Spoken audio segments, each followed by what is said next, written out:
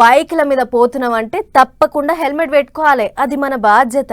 ఒకవేళ మర్చిపోతే నడుమల పోలీసోళ్ళు దొరకబట్టి నెత్తికి షిప్ప దొడుక్కోవాలి అని శిల్కయ్య చెప్పినట్లు చెప్తూనే ఉన్నారు. ఆయన కూడా కొందరు హెల్మెట్ పెట్టుకుంటే నెత్తి మీద ఎంటికలు ఊసిపోతాయి, ఉడకపోస్తుంది, గాలాడదు, వెనకమర్ల ఏం వస్తున్నాయో ఏర్పడదు అని చాలా కథలే చెప్తుర్రు.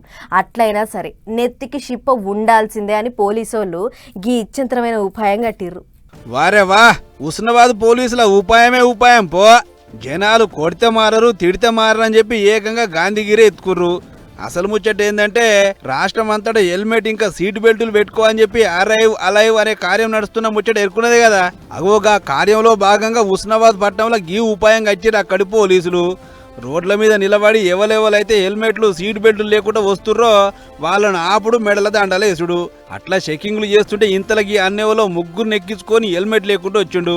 ఇక జట్న అడ్డం తిరిగిన కాకీలు మా నాయనే ట్రాఫిక్ రూల్స్ ఎంత బాగా పాటిస్తుండో కదా అని మెల్ల దండేసిరు.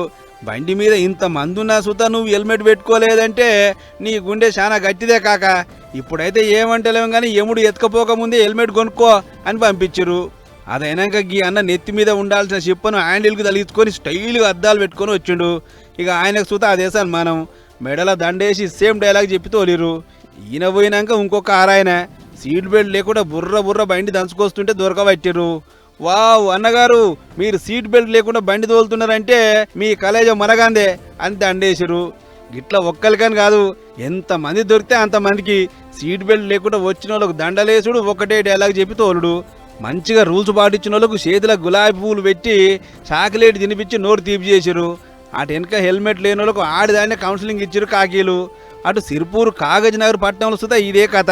హెల్మెట్ పెట్టుకున్న వాళ్ళందరికీ గులాబీ పూలు ఇచ్చిండు డిఎస్పీ వైద్యుద్దీన్ సారు. అది మనకు రక్షణ. బండి ఎక్కితే నెత్తి మీద చిప్ప ఉండాల్సిందే, అది మేం పట్టుకుంటామన్న బుగులతోని కాదయా, ఎముడు మిమ్మల్ని పట్టుకపోకుండా ఉండేదందుకు అని పూసగుచ్చిరు. మరిగా ఇప్పటికన్నా జనాలల్లో మార్పు వస్తుందో లేదో చూడాలి.